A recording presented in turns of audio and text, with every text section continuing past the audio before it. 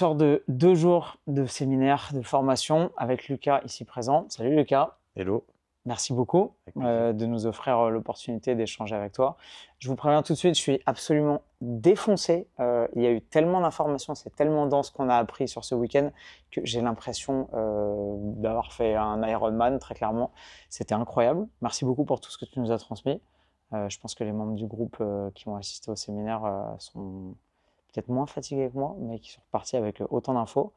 Est-ce que tu commencerais par peut-être te présenter et nous parler de ce que tu fais pour que les gens qui ne te connaissent pas découvrent un peu ton univers et ton champ de spécialité?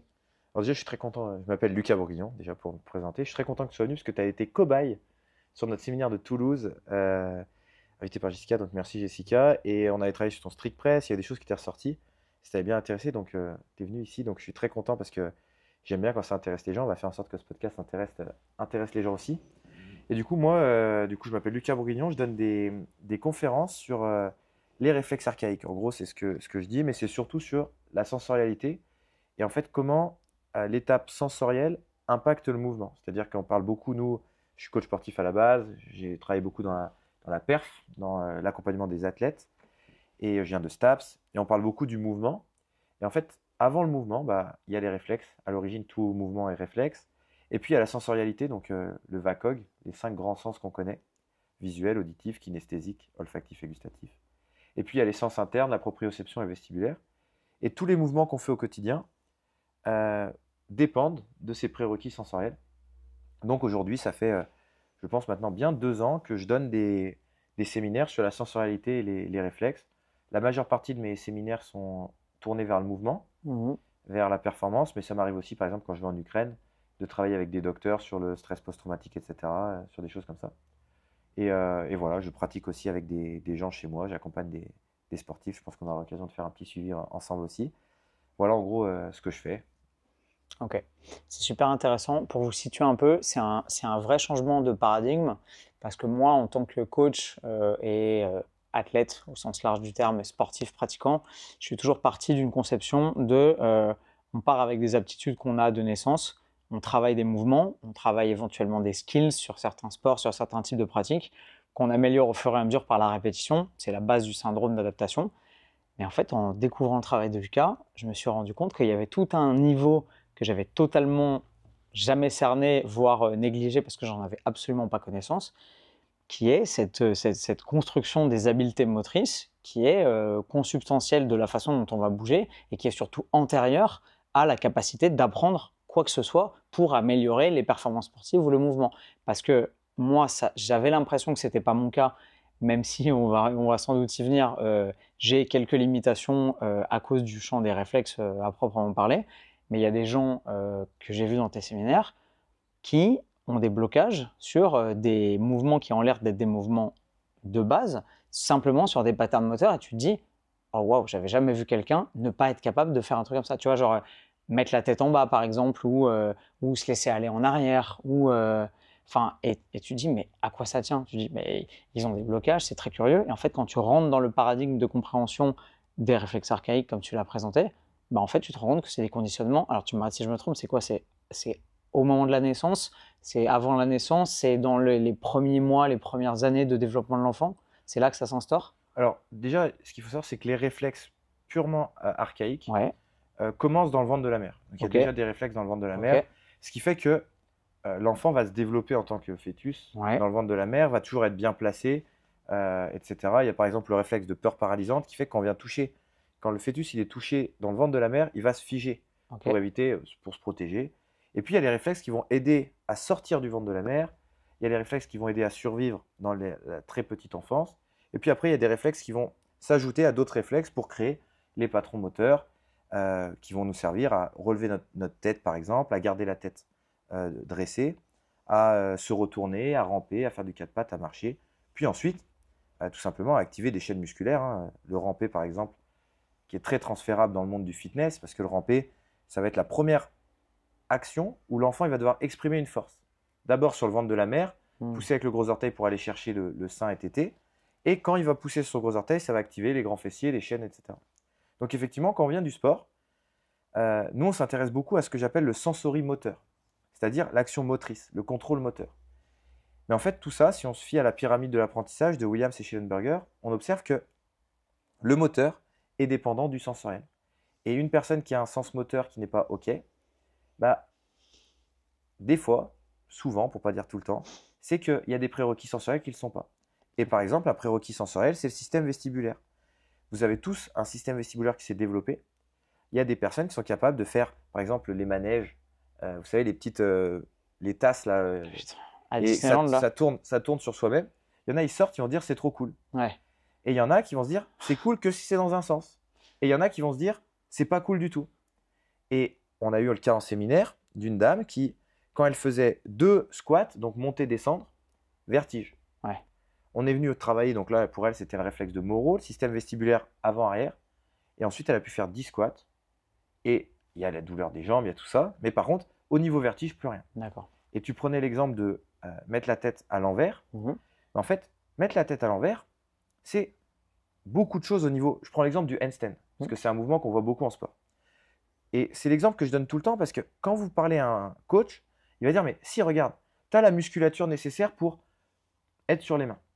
Tu as la mobilité des mains, tu as la mobilité des coudes, tu as la mobilité d'épaule. Tout ça, c'est nickel. Donc le handstand, ça doit passer. Voilà. Et la personne va dire mais moi, je ne peux pas me lancer. Et là, vous êtes là, mais attends, tu es à la position de départ, la position d'arrivée n'est pas un problème pour toi, il y a un mur, pourquoi tu ne peux pas te lancer? Parce que juste le fait de passer de ça à ça, au niveau de la tête, ça vient activer des canaux vestibulaires qui ne sont pas OK. Et souvent, si vous coachez en gym, vous le verrez, les personnes elles disent mais une fois que je suis dans la position, ça va, mais c'est pour me lancer que je ne peux pas. Pour m'y mettre, ok. Et ça, c'est une information vestibulaire. Et je trouve que dans le monde du coaching, c'est l'exemple que je donne tout le temps et je le cite parce que je le trouve bon. Il y a plein de gens qui ne vont pas se lancer dans une activité physique. Parce qu'en fait, le cerveau, il est prédictif, c'est un des grands concepts du séminaire. Vous pouvez le retrouver, il y a un réel sur ma page Instagram qui s'appelle le cerveau prédictif. Vous faites semblant de pousser quelqu'un et avant même que vous le touchiez, il avance. Ou, pour que vous ayez un exemple dans votre vie de tous les jours, vous voulez monter un escalator, par exemple, dans une gare et l'escalator ne fonctionne pas. La première marche, vu que votre cerveau il a l'habitude de l'escalator qui monte, elle est toujours un peu maladroite. Mais en fait, c'est le cerveau prédictif. Votre cerveau, avant même de faire un mouvement, il va faire une prophétie. Est-ce que le mouvement va être OK? Et si le mouvement pour lui ne va pas être OK, il va mettre en place des compensations pour s'assurer que le mouvement soit OK. Les compensations demandent de l'énergie, etc. Et du coup, il y a beaucoup de gens qui, en fait, oublient, et ça, on va faire sûrement un petit module dessus dans ce podcast, c'est les coachs sportifs s'intéressent quasiment qu'aux prérequis musculaires, articulaires, physiologiques. Et très rarement, ils s'intéressent aux prérequis sensoriels. Parce qu'on ne l'apprend pas. Exactement. Parce que c'est un niveau qu'on survole. Tu as l'impression que c'est pas par vanité, mais peut-être en partant du postulat que de toute façon, tout le monde devrait être capable d'avoir ses patrons moteurs de base, et que du coup, après, on déroule et on développe les compétences. Mais en fait, tu te rends compte qu'il y a beaucoup de gens qui n'ont pas ça. Tu te dis, tu sais, à l'armée, on appelle ça des psychos, tu vois, tu fais marcher les gens ou pas, les gens, ils sont incapables de tendre les bras et de marcher en rythme et d'avancer pied gauche, pied droit. Tu te dis, mais attends, genre, tu sais pas bouger, tu vois. Et souvent, effectivement, il y a un phénomène d'écart où on dit, les mecs qui savent même pas marcher ou pas, vous mettez à gauche, etc. Et dans la vie, ils s'excluent d'eux-mêmes de certaines pratiques ou de certains rassemblements parce qu'il y a des trucs qu'ils peuvent pas faire, en fait. On a eu une dame aussi au séminaire qui me dit, on a fait des tests de coordination, donc un petit test, si vous avez la vidéo, vous pouvez faire, c'est venir toucher votre nez et votre oreille sans croiser, et puis ensuite de venir toucher en croisant. On se rend compte que tout le monde est capable de faire ça. Tout le monde. Ouais. Par contre, dès qu'on fait ça, il y a des gens qui font ça, il y a des gens qui n'arrivent plus à croiser. Pourquoi? Il y a le croisement de la ligne médiane, qui est une autre grosse compétence. Et j'ai une dame au séminaire qui m'a dit, moi en fait, ma prof de danse, elle m'a toujours refusé à mes cours de danse, parce qu'à l'échauffement, on avait des exercices de coordination, et je ne les réussissais jamais, du coup elle m'excluait. Et moi, je peux vous donner l'exemple de plein de gens qui ne vont pas dans une activité, parce qu'ils savent que pour eux, de toute façon, les consignes ne seront pas comprises. Et c'est affreux, parce que tu dis qu'avec l'accompagnement adapté, et surtout la compréhension de l'enseignant, du coach ou du praticien du moment, s'il arrive à identifier ce besoin ou ce manque, il peut arriver à le supplémenter et à contourner le problème pour réinstaurer une capacité et réintroduire la personne dans l'activité. Et sinon, t'en fais quelqu'un qui a l'impression d'être incompétent ou différent ou qui du coup va jamais, comme tu le disais, pratiquer une activité physique régulière parce qu'il va dire non, mais moi le sport c'est pas pour moi de toute façon, parce qu'il se sera senti rejeté toute sa vie en fait. Et surtout, derrière, on crée des gens qui ne bougent moins. Ouais. Vu que les gens bougent moins, ils stimulent moins le système sensoriel, etc. Et c'est un cercle vicieux. Et la question de pourquoi, entre guillemets, les réflexes archaïques, mais moi je ne travaille pas que sur ça, la sensorialité redevient à la mode, c'est qu'en fait, déjà, c'est pas vraiment à la mode. Padovan, etc. Le réflexe archaïque je crois, d'agrippement palmaire. Ouais. Ouais, Palmer, il a été vu en 1884 par Robinson, donc c'est quand Oui. même vieux. Babinski aussi, Ouais, moi c'est un truc dont super j'entends vieux. parler depuis 30 ans, Mais mais oui, ça fait super longtemps qu'on l'utilise. Ok. Par contre, pourquoi maintenant on s'intéresse, c'est qu'avant, en fait, effectivement, les réflexes, ils s'intégraient par une motricité libre, une naissance épanouie, non médicalisée, un allaitement, du pot à pot avec les parents, du contact avec les parents. La société a fait qu'aujourd'hui, il y a des enfants qui grandissent dans un petit lit, qui se tournent toujours du même côté, qui n'ont plus de motricité libre, qui n'ont pas développé une sensorialité. Aujourd'hui, je vais faire ce constat et il est malheureux. Tout ce que vous n'avez pas fait à l'enfance, vous devrez le rattraper par 100 fois à l'âge adulte. Ouais. Donc en gros, un enfant, vous le mettez au sol, il va passer peut-être 2 ou 3 heures à 4 pattes, lever la tête, se bouger, etc. Si vous ne l'avez pas fait 3 heures par jour pendant toute votre enfance, vous allez devoir le faire 3 heures par jour à un moment. Sauf qu'on ne peut pas demander aujourd'hui à un adulte de passer 3 heures par jour à 4 pattes, alors Voilà. que c'est la dose normale de l'apprentissage. Exactement, je l'ai dit pendant le séminaire et je le répète et je sais que ça heurte des gens. Pour moi, vous n'êtes pas en santé physique si vous n'êtes pas capable de vous pendre à une barre pendant 1 minute, si vous n'êtes pas capable de passer 10 minutes au sol à 4 pattes et si vous n'êtes pas capable de passer 30 minutes en position basse du squat pour manger par exemple. Celui-là, il m'a mis un tiers parce que évidemment avec mon genou en ce moment, je me dis 30 minutes au sol en squat, wow, mais j'ai un sacré paquet de fonctions à rattraper. Quoi. Effectivement, toi, tu as cette limitation qui est, etc. Mais c'est quelque chose dans lequel on doit tendre. Et il y a pas mal de recherches qui montrent qu'un individu a des syndromes de vieillissement. Vous savez, on peut mesurer l'âge d'espérance de vie et puis il y a l'espérance de vie en bonne santé. Ben, un moyen de savoir si les gens sont en bonne santé, c'est ce qu'on appelle la triple extension et la triple flexion. Cheville, genou, hanche. Et une personne qui est capable de s'accroupir complètement, ça montre que les 3 articulations sont capables de se fléchir et s'étendre. Et c'est important. Si vous allez dans les îles qui sont les îles centenaires, les choses comme ça, où les gens vivent longtemps, en fait, c'est des gens qui vivent longtemps parce qu'ils ont utilisé moins de substrat pour faire ça. Nous, là, on est en train de faire un podcast sur une chaise. C'est vrai. Ben, c'est très bien, c'est alors qu'on aurait pu le faire en squat, pas du tout. Exactement. Mais par contre, ça serait intéressant de faire un concept. Et je pense que les podcasts ne dureraient pas 1h30, ils dureraient beaucoup moins longtemps. Le podcast en squat. Parce que vous assurez que passer du temps accroupi, ce qui est complètement naturel chez l'être humain, ne l'est plus du tout chez l'être humain moderne. On a perdu petit à petit, en tout cas en Occident. Et effectivement, il y a un reportage Netflix qui est extrêmement intéressant sur lequel j'avais basé une de mes vidéos sur l'alimentation naturelle récemment, qui s'appelle Blue Zones, les zones bleues, où le reporter va étudier les zones dans lesquelles il y a le plus de centenaires géographiquement concentrés. Et il s'intéresse à leur mode de vie, leur alimentation évidemment, mais aussi leur mode d'activité physique et culturelle. Et on se rend compte que les gens, ils bougent, ils jardinent, ils s'accroupissent, ils continuent à faire des activités manuelles, ils marchent toute la journée, etc. Et c'est assez intéressant de comparer la mobilité de gens dans ces zones-là qui ont 80, 90, 100 ans, voire plus, à la mobilité de nos anciens à nous qui, à 70, 75, 80 ans, généralement peuvent plus du tout squatter, à peine s'asseoir, ont des difficultés à se relever, se coucher, s'allonger, rouler, on n'en parle même pas, et s'agripper et faire des mouvements qui paraissent des trucs de jeunes, terminé. Je ne sais pas si on peut digresser dans le podcast, mais de toute façon, je vais le faire quand même. On peut tout faire. Moi, il y a des choses que je questionne tout le temps. Ouais. Et une des choses, je viens d'une famille où ils sont beaucoup mobilisés pour la retraite. Okay. Et moi, en fait, au-delà de mes opinions politiques dont on se fout, moi, je ne suis pas pour la retraite. Parce que par définition, la retraite, c'est se mettre dans un système où… La programmation du début de la mort, en fait. Exactement. Ouais. On accepte de ne plus être actif pour la société. Je suis d'accord. Mais ça, je suis allé, du coup, j'ai eu la chance de passer 6 jours avec les Waorani, qui est une tribu qui a été contactée que 3 fois par la société occidentale. Donc, au fin fond de l'Amazonie, 6 jours sans téléphone, avec un sac à dos, un bivouac, etc. De l'anti-moustique? De quoi? De l'anti-moustique. Ah ouais, mais moi j'avais des t-shirts manches longues, ça marche très bien. Et d'ailleurs, j'ai une petite pensée pour Prosper qui était avec moi et qui a eu, je crois, 75 piqûres sur le dos parce qu'il avait enlevé son t-shirt au moment. Bref. Mais du coup, tout ça pour dire que j'ai vu les personnes âgées dans cette tribu. Déjà, j'ai vu Tementa, qui était chef de la tribu, monter un arbre de 30 mètres de haut avec une simple corde de liane sous les pieds. La technique, voilà, etc. Incroyable. Et surtout, ils sont actifs pour la société. C'est-à-dire que c'est eux qui vont s'occuper des enfants, c'est eux qui vont cuisiner, c'est eux qui vont faire ci. Dès le moment où tu n'es plus actif pour ton groupe social, tu as vieilli. Et aujourd'hui, c'est vrai qu'on n'a plus besoin d'être actif physiquement forcément. Mais moi, là, on est à Biarritz pour faire le podcast. Je trouve que les gens à Biarritz, on marche dans la rue, on va sur la plage. Les gens ont l'air, il faudrait prendre des marqueurs, en bien meilleure santé que les gens à Paris. Ouais, d'accord. Et pourquoi? Parce qu'ils bougent, il y a le plein air, il y a la mer, il y a tout ça, mais surtout, ils sont une activité. Aujourd'hui, on me demande souvent quel est le meilleur moyen d'intégrer les réflexes. Le meilleur moyen, ça serait d'avoir une vie qui nous donne des stimulations qui sont naturelles et d'avoir une vie active. Tout mouvement, tout réflexe est mouvement. Tout mouvement vient aider à intégrer les réflexes. Tout mouvement vient donner une information proprioceptive, vient donner une information tactile, vestibulaire. Donc, c'est notre base de notre pyramide. Il faut absolument bouger le plus possible. Et du coup, on en revient aux limites. C'est pour ça que je digresse, mais je reviens. Aujourd'hui, peu importe la situation, j'ai eu la chance de travailler en Ukraine avec des docteurs, et notamment avec une petite qui était en paralysie cérébrale, qui, les médecins m'ont dit, paralysie cérébrale ne tiendra pas debout. C'est les docteurs ukrainiens qui me font ce constat. À la fin de la séance, elle tient debout. Et moi, je la mets en challenge de faire des nouveaux mouvements tout le temps. Et là, elle travaille avec des kinés en Ukraine. Je leur dis, mais challengez-la. Et c'est un concept que j'aime bien. La bienveillance n'est surtout pas l'absence d'exigence.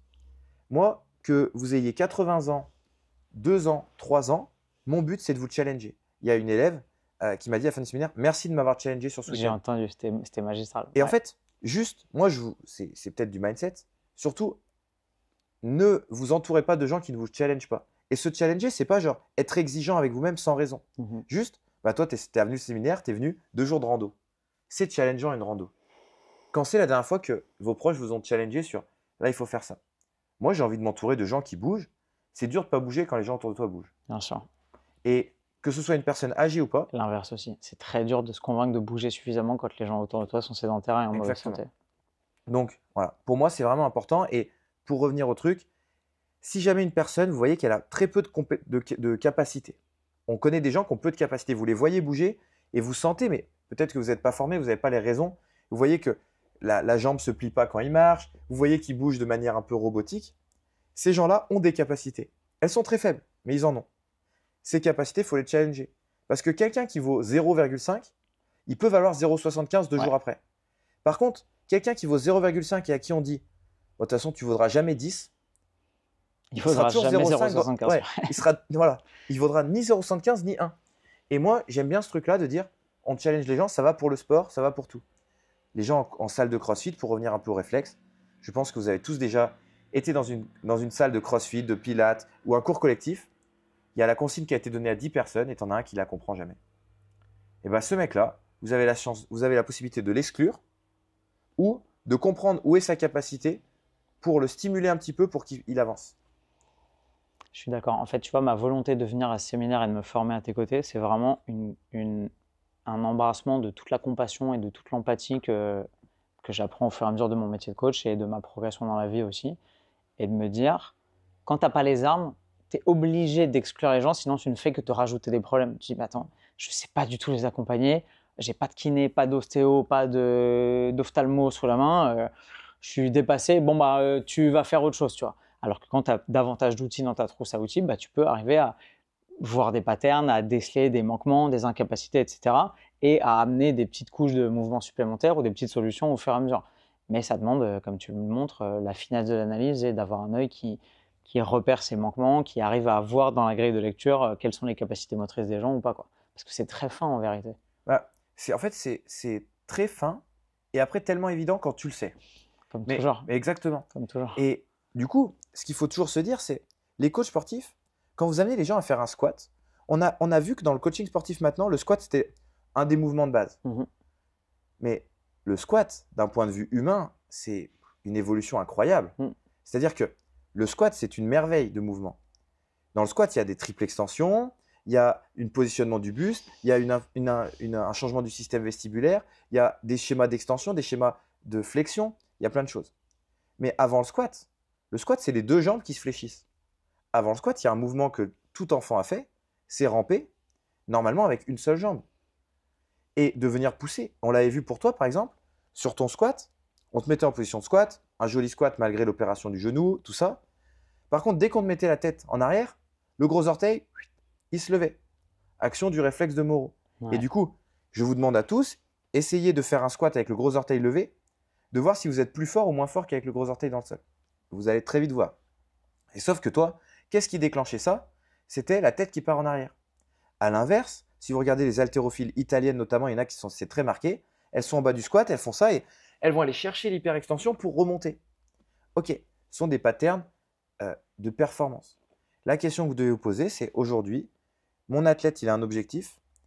Est-ce qu'il a toutes les capacités pour le faire? Force, endurance, puissance, etc. Et face à quelles contraintes il est pour atteindre son objectif? Et là, c'est les contraintes environnementales, la charge, et puis peut-être la sensorialité. Si vous mettez quelqu'un, et tu l'as vu ce week-end, des gens, on leur touchait le dos et c'était juste réaction horrible à presque vouloir se battre avec moi, bah, vous leur mettez une barre sur le dos à 100 kg alors qu'un stylo, ça les fait vriller le dos, est-ce que c'est OK, quoi? Et du coup, ces questions-là, aujourd'hui, moi j'ai été coach, je sors de STAPS, j'ai pratiqué, je fais du tennis de table à haut niveau, je fais du crossfit à un bon niveau, je pratique encore. Aujourd'hui, je ne me vois plus coacher au niveau moteur si je n'ai pas intégré ce qu'il y a au niveau Sans sensoriel. passer par le niveau sensoriel. Ok. Parce que la jonction sensorimotrice, en fait, elle est essentielle. Elle est Et nécessaire. tu as l'impression de, si tu le faisais, tu aurais l'impression de te mentir à toi-même ou d'être complètement handicapé dans ta capacité à accompagner tes clients parce que, salut toi, parce que en fait, le layer sensoriel, il est incontournable en vrai. Ouais. À moins, peut-être, que tu aies des gens qui, d'emblée, soient ultra compétents en termes sensoriels et aucun problème. Et d'ailleurs, c'est souvent ce qui fait la différence entre tu as deux athlètes qui arrivent en même temps à la salle. Souvent, on dit, ouais, mais lui, il a une grosse génétique ou lui, il a des, vous savez, lui, il a des aptitudes sportives. Et bien en fait, avant les aptitudes sportives, c'est souvent des gens qui ont des grosses aptitudes sensorielles. Et d'ailleurs, je reprends l'exemple parce que je le cite souvent, Victor Hofer, qui est maintenant le meilleur crossfitter français, qui va se qualifier au CrossFit Games, etc. C'est un ancien gymnaste de haut niveau. Sans blague. Vous imaginez bien que les gymnastes, les mecs qui font du jiu-jitsu, j'ai expérimenté le jiu-jitsu au MMA au Brésil sur un camp MMA, etc. Ces gens-là, qui passent du temps la tête à l'endroit, la tête à l'envers, dans leur corps, proprioception de leur corps. Vous imaginez bien qu'en proprioception au système vestibulaire, ils sont en avance de ouf. Si en plus, ces mecs-là, ils ont passé du temps en nature, ils touchent d'autres surfaces, etc., ils sont développés au niveau tactile, mais derrière, tout découle. C'est hyper facile de construire un 3 ou 4e étage quand le premier étage, il est super fort. À l'inverse, quelqu'un qui vient, par exemple, je sais pas moi, d'une famille sédentaire, qui n'a pas du tout fait de sport, qui s'est jamais mis la tête à l'envers, quand il va commencer le crossfit et que vous allez lui dire fais des snatchs où la tête elle part vite en arrière ou mets-toi à l'envers, ça va être dur d'apprendre. Et ça, c'est vraiment, vraiment, vraiment important de se dire la base sensorielle, où elle en est. Et aussi important de se dire qu'à tout âge, on peut progresser sur ça. Parce que, oui, Piaget, il disait tout se joue avant 7 ans. Donc ça, c'est quand vous faites un peu de la pédagogie et de l'apprentissage, vous voyez qu'avant 7 ans, il y a beaucoup de choses qui se font, la création du moi, plein de choses. Mais par contre, après 7 ans, c'est juste que ça va prendre un peu plus de temps, le cerveau a fini de se former à peu près, etc. Mais c'est toujours possible. J'ai vu des personnes de 70 ans se redresser. Et je pense que le podcast va sortir après que je l'ai fait mon live. Dans peu de temps, je vais faire un live sur comment je suis passé de 75 kg en squat snatch à 100 kg. Et c'est, je crois, 50 jours, donc moins de 2 mois. Et là, les gens disent, ouais, mais attends, tu avais combien en power snatch, tu avais combien en ci, etc. Ce qui est sûr, c'est que j'ai failé 80 kg en squat snatch, genre 4 fois, j'arrivais pas à passer dessous. Mais j'avais un muscle snatch à 80 kg. Donc muscle snatch, je fais le snatch, mais les jambes, elles arrivent tendues. Donc je savais que j'avais la capacité de tirer fort là-bas. Je n'étais donc pas limité sur un snatch à 100 kg par ma force. Et je suis sûr qu'autour de vous, vous avez des athlètes, peut-être vous, où vous dites, je sens que là, ce n'est pas ma force qui me limite.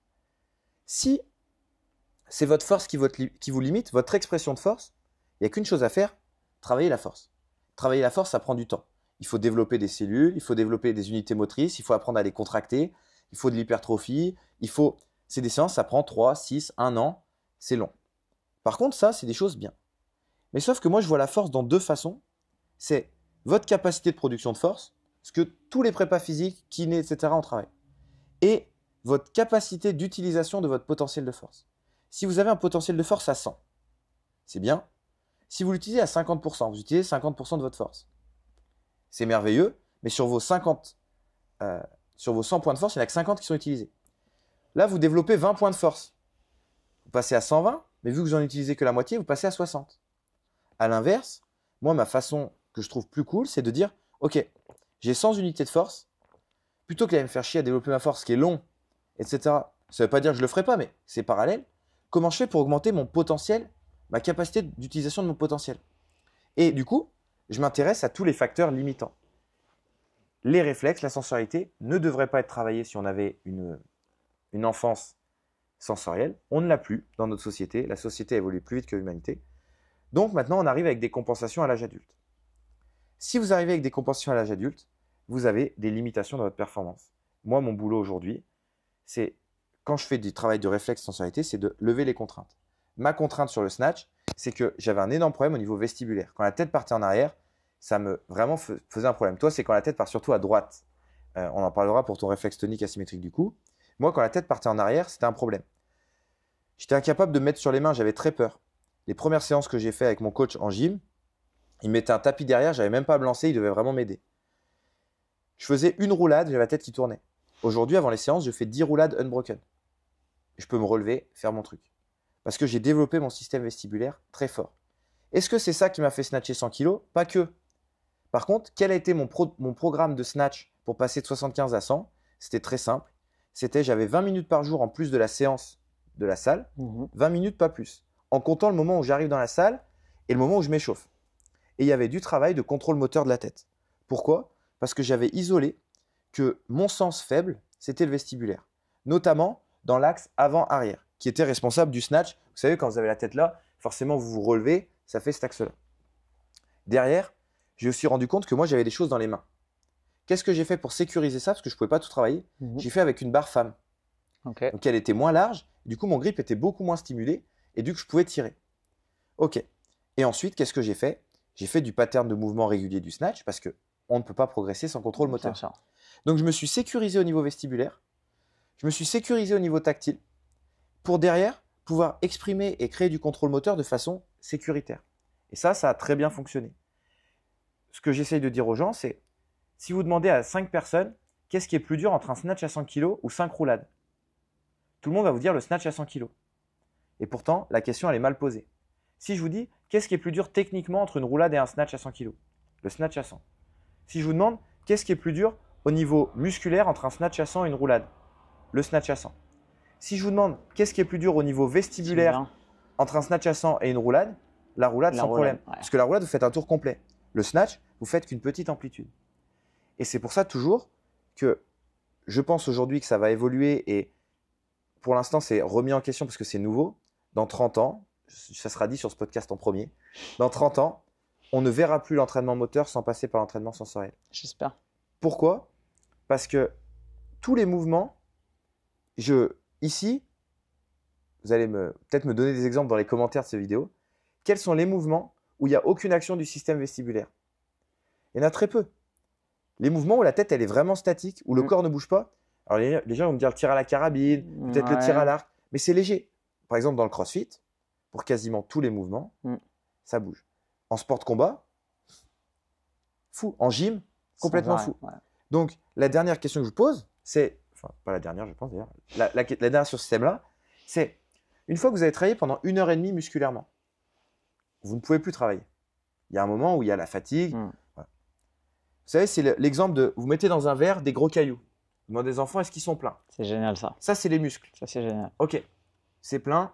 Bah oui, c'est plein. Ah, maintenant, vous prenez des petits cailloux et vous remettez dedans. Ça, c'est le travail, par exemple, des sens. Ok. Et puis, c'est peut-être le travail vestibulaire. Puis après, maintenant, on ne met pas des cailloux, on met de l'eau. Et ça, c'est le travail tactile. Quand vous n'avez plus la capacité de vous entraîner musculairement, vous pouvez encore vous entraîner sensoriellement. Et ça, bah, moi, c'est un game changer énorme pour les athlètes de CrossFit. J'en accompagne de plus en plus. J'ai accompagné des athlètes qui ont fait les semi-finales, des athlètes qui ont fait les games dans des autres catégories, etc. Des athlètes qui font des très grosses compètes en France. Je ne change rien à leur programmation musculaire. Il y a des mecs qui programment bien mieux que moi en France. Par contre, une fois qu'ils ont fini de s'entraîner, je ne fais pas comme les kinés, les ostéos qui vont leur dire il faut en plus tu rajoutes des coiffes, des rotateurs et tout. Moi, ce qui m'intéresse, c'est dans quel état tu finis ta séance. Ok. Musculairement, tu n'es pas ok. Physiologiquement, tu n'es pas ok. Sensoriellement, tu es grave dispo. Bah ça, tu peux le bosser. Et du coup, on se retrouve avec des gens qui ont un volume d'entraînement non plus de 1h30, mais peut-être de 2 heures. Par contre, la demi-heure en plus, elle n'a pas l'impact négatif que peut avoir cette petite demi-heure si elle avait été musculaire. Logique. Et du coup, quand tu as compris comment isoler ça, bah oui, c'est sûr que si tu veux travailler le système vestibulaire et que du coup, tu fais que des mouvements de squat snatch par exemple, oui, tu vas le travailler. Mais en même temps, tu crées une fatigue physique au niveau des muscles de tirage pour si tu veux réceptionner les épaules, etc. Par contre, si tu viens isoler le canal au niveau de la tête pour faire ça, Rien que par des mouvements de tête, tu peux stimuler ton vestibule. Ça devient quand même très intéressant. Et du coup, je pense que tout le monde le sait, si un athlète il est capable de s'entraîner une demi-heure de plus sans avoir les symptômes de fatigue, il y a des chances qu'à la fin de la semaine, il s'entraîne 3h30 de plus. À la fin de l'année, c'est 3h30 x 50. On est presque sur du 170 heures en plus, quoi. Incroyable. Je me suis toujours dit que si j'avais des mômes, je les mettrais à la gym direct. Parce qu'à chaque fois que j'ai eu l'occasion ou d'aller dans un cours de gym ou d'assister à un cours de gym pour les enfants, tu vois des mômes de 7 ans qui bougent, qui sont ultra bien placés, qui sont alignés, qui ont une bête de proprioception, les consignes, ça percute, tu leur demandes des trucs, ils cherchent pas à essayer. Et alors que pour avoir coaché des gens de 40, 50, 60 ans, parfois tu leur demandes de faire une rétraction scapulaire et ils font ça. Enfin, il y a aucune cohérence motrice de rien du tout. Alors que chez des enfants qui sont censés être moins développés ou moins avancés dans la vie, ces bases-là, elles sont fluides en fait. Le petit jeu marrant que tu peux faire si tu veux mettre tes enfants à la gym, c'est quand même de leur lancer une balle. Parce que les gymnastes sont en général des catastrophes pour attraper une balle. Ok. Si c'est de la GRS, vous êtes Pourquoi? fort. Parce qu'ils Parce sont qu'en fait, ils ont ultra... aucune action avec un engin. Ok, Si d'accord. tu mets moi, j'étais en stab, donc j'étais sportif de haut niveau, tennis de table. Ouais, Et j'étais avec des gymnastes. Et je pense que j'ai rarement vu des gens aussi maladroits avec une balle. c'est intéressant parce que j'ai jamais vu des gymnastes dans ces circonstances-là en fait. Ouais. Ok, Donc, par exemple, gymnaste, faites un match de ping-pong avec des gymnastes. En général, c'est génial. c'est génial. Ouais. Parce que le ping-pong, c'est justement par définition une activité dans laquelle tu as besoin d'une coordination oculomotrice Exactement. incroyable. Aussi croiser la Anticipation ligne des médiane, distances, c'est rare. timing. À part les Exact. gymnastes qui font des vrilles. Et d'ailleurs, Oui. souvent, quand tu discutes avec un gymnaste, il dit qu'il fait toujours la vrille dans le même sens. Oui, Et si tu lui fais faire la vrille dans l'autre sens, il est perdu. logique. Enfin, Et logique. du coup, très souvent, les gymnastes ont des difficultés dans les mouvements croisés. Par contre, là où je te rejoins, énorme proprioception vestibulaire dans le bon sens. Ouais. Par contre, tu mets ces gymnastes-là à faire du. Moi, je vais te dire le sport où j'inscrirai mes enfants, c'est Ouais. le jiu-jitsu. Ok. Je suis allé au Brésil, j'ai vu les enfants s'entraîner, c'est énorme.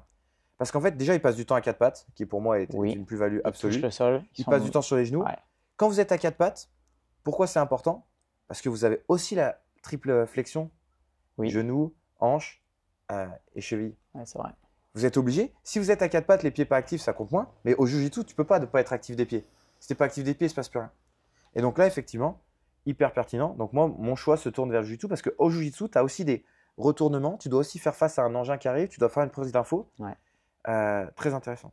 Ce qui est drôle, tu vois, dans ce que tu dis, c'est que moi j'ai fait du judo depuis tout petit et j'ai toujours eu la tête qui tourne sur les roulades, par exemple. Toujours, toujours, toujours. Tu sais, l'échauffement de judo type, c'est on part d'un côté du tapis et on fait ou des uchikomi ou des balayages ou des trucs et tout, mais avant de toucher à son partenaire, on s'échauffe soi-même, généralement en faisant des chutes avant, chutes arrière. Chute avant, ça m'a jamais posé de problème quasiment parce que je pense que tu tournes un peu l'axe, tu désaxes, mais roulade avant ou arrière dans l'axe de la collade, j'en fais deux, je suis en mode ok, là, moi je vais vomir, tu vois. Et du coup, c'est intéressant parce que toi, tu es quand même ce que moi j'appelle les athlètes de haut niveau du quotidien. Ouais. C'est-à-dire, tu fais en sorte de progresser le plus que tu peux, tu fais en sorte d'avancer, et si on prend la population moyenne, tu es largement dans le 1 millième de pourcent le plus fit. Et du coup, toi, tu as malgré tout ça créé des compensations. La question que je pose, est-ce qu'à votre avis, c'est normal qu'un homme de 30 ans qui fasse une roulade ait un sentiment de nausée derrière? Bon, on m'a jamais expliqué, tu vois, les mecs disent ah ça tourne, bon bah vas-y, c'est bientôt fini, après on passe au combat. On s'accroche, on s'accroche. Ou alors, les gens vont te dire, il faut que tu en fasses plus souvent. Ouais, sauf que en fait, la dose minimale même, elle est insupportable en fait. C'est-à-dire que je peux pas faire 30 roulades pour m'habituer à en faire 31 et ainsi de suite, parce que déjà, la deuxième, j'ai envie de mourir. Bah, bien sûr. Donc ça, c'est vraiment des choses qui sont importantes et de se dire, ton niveau à toi physique, et ça, vous allez le voir souvent, et moi, ça m'est arrivé au jiu-jitsu, les mecs me voyaient arriver, j'étais un peu fit, ils pensaient que j'étais fort au jiu-jitsu, mais j'étais nul en jiu-jitsu. Donc là, on compare le niveau physique au niveau technique. Ouais. Et ça, normalement, c'est plutôt bien intégré dans les salles de sport, que c'est pas parce que le mec arrive avec un gros physique qu'il a une bonne technique. Par contre, ce qu'on n'intègre pas, c'est pas parce que le mec est capable de faire un truc de ouf, comme un salto arrière. il est capable pour autant de faire des trucs simples. Voilà. Ouais. Et du coup, moi, le test que je dis toujours aux enfants, faites un test avec les enfants, demandez-lui de faire une activité dans laquelle il est nul, comme par exemple marcher à quatre pattes, il va marcher à quatre pattes très vite. Demandez-lui de faire la même chose doucement, il va avoir du mal. Demandez à quelqu'un de faire, par exemple, l'exemple ultime, mais c'est parce qu'il y a aussi de la conditionnement moteur. Demandez à quelqu'un de faire un strict muscle-up aux anneaux, il va mettre de la vitesse, parce qu'il va utiliser l'inertie. Demandez-lui de faire le fameux strict tempo, vous savez, là, il n'y a que les meilleurs qui vont vraiment y arriver. Plus vous êtes capable de faire quelque chose simplement, plus vous êtes fort. Il y a cette phrase, alors je la dis toujours avec mon accent qui est horrible, c'est make de commune, uncommonly well. Faire des choses communes d'une manière vraiment pas commune, de façon positive. Et ça, c'est important, c'est de se dire, est-ce que je maîtrise ma base? En gymnastique, ils passent des heures et des heures Ouais. sur la base. Et par exemple, est-ce que avant de faire des toast to bar, est-ce qu'avant de faire des mouvements comme ça, tu es à l'aise suspendu à la barre? Mais moi, je te le dis, je le vois dans les salles de CrossFit, des gens suspendus à la barre, qui bougent les mains, qui font ça, qui sont pas à l'aise, c'est pas OK. Ils sont déjà pas alignés Ouais. dans l'axe comme On ça. va leur demander de faire des. Et on va leur demander de rajouter du mouvement. Si moi, par exemple, t'es pas à l'aise, tu tiens pas debout sur tes jambes, je vais pas te demander de faire du cloche-pied. Mais dans le sport, on se dit, il faut parce que un mec qui va à la salle et qui s'entraîne, qui n'est pas capable de faire un squat, bon, peut-être il va faire de la presse à cuisse, des choses comme ça, mais il va falloir qu'il fasse de la flexion de jambes. Mais on ne va pas s'intéresser à est-ce que son pied il est capable de sentir les stimulations. On va lui dire, ouais, il faut faire. Et du coup, on crée des gens qui compensent. Et du coup, c'est l'histoire que je voulais raconter. Pourquoi vous avez des gens qui ne reviennent pas? C'est comme les militaires allemands qui, pendant la Deuxième Guerre mondiale, je ne sais pas si je l'avais raconté à toi, l'ingénieur qui s'occupait de l'aviation disait, oh là, on perd beaucoup d'avions, donc les avions qui reviennent, il faut absolument qu'on regarde où ils sont touchés. Ils voient qu'ils sont touchés dans les vitres et dans l'aile, par exemple. Ils disent, il faut absolument qu'on renforce les vitres et les ailes parce que c'est là qu'on est le plus touché. Ils font ça pendant 3 ans, ils ont toujours autant de pertes. Jusqu'au moment, il y a un autre ingénieur qui dit, mais non, parce que ces avions-là, ils reviennent. Donc ces avions-là, on peut déjà les réparer, etc. Qu'est-ce qui se passe des avions qui ne reviennent pas? Ils ont commencé à mettre des boîtes noires et ils se sont rendus compte que les avions qui ne revenaient pas, c'est parce qu'ils étaient touchés, par exemple, sous le moteur ou un truc comme ça. Ils commencent à réparer cet endroit-là et là, ils ont plus de gens qui reviennent. C'est pareil pour le sport. Vous organisez, vous coachez, vous avez des gens, des fois, ils ne viennent pas vous voir. C'est des gens qui ne passeront pas la porte de votre salle. Et vous dites, mais pourquoi? Parce qu'ils n'ont pas les prérequis. L'enfant, l'adolescent qui est sur son écran tout le temps, et vous dites, mais putain, il est feignant celui-là. C'est pas qu'il est feignant. Il n'y a pas de gens feignants, il y a que des gens trop bons en survie. Il sait que son activité, par exemple, aller marcher dehors, trop de stimulation pour lui. D'aller jouer au foot avec ses potes, il n'est pas capable de prendre une information visuelle. C'est-à-dire quand le ballon arrive, il n'est pas capable d'organiser son corps. Le ballon arrive, il faut qu'il regarde le ballon. Du coup, il ne peut pas voir ses coéquipiers. Du coup, il ne va pas faire la passe. Du coup, ses coéquipiers vont lui dire « t'es nul », etc., etc. Cet enfant-là, vous lui redonnez des capacités sensorielles, progressives. Vous vous retrouvez avec un enfant qui se met à faire d'autres activités. Et à les apprécier. Ouais. Quelqu'un qui apprécie une activité, combien de pourcents de chance il a de la continuer? Beaucoup plus. Bien sûr. Dans ta pratique, tu vois plus de gens qui sont parfaits au niveau moteur et sensoriel. Genre, tu te dis, ok, le mec, j'ai rien à lui apprendre, limite, ça bouge trop bien.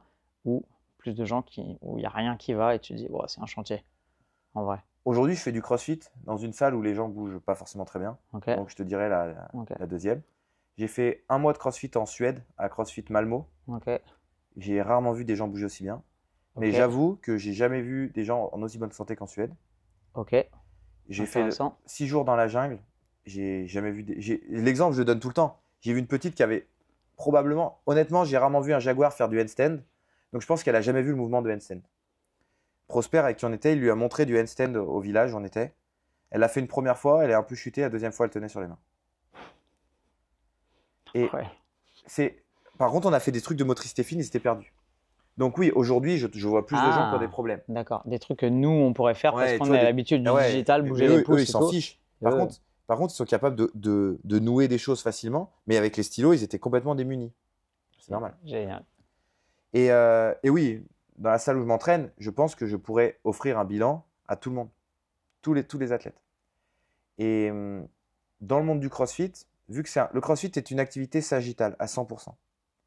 Et c'est une activité qui demande une intensité perpétuelle. C'est des gens qui sont toujours en système sympathique.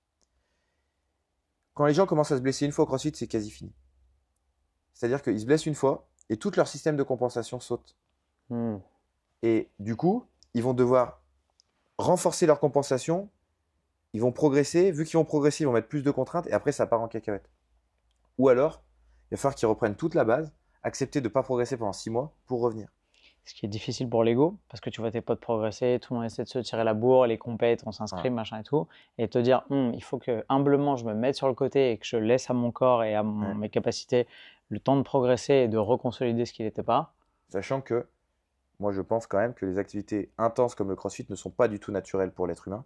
L'être humain n'est pas fait pour la souffrance qui n'apporte pas des choses basiques comme se nourrir, etc. Ok. Donc je pense qu'aujourd'hui, le CrossFit est, et je suis premier là-dedans, hein, vous faites du CrossFit pour une raison, et en général, la raison, c'est un accomplissement social. Sauf qu'aujourd'hui, l'accomplissement social est aussi lié à notre sécurité. On n'est pas en danger par les tigres, on n'est pas en danger par le froid. Le plus gros danger qu'on a aujourd'hui, c'est l'exclusion sociale. Je t'ai suivi il n'y a pas longtemps sur les réseaux, du coup, depuis quelques jours, là, je suis bombardé de tes réels. Ok. Et j'ai eu ton réel où tu étais un physique un peu moins athlétique et tu disais Ouais. laisse-toi du temps et tu arrivais avec ton physique athlétique. Mhm.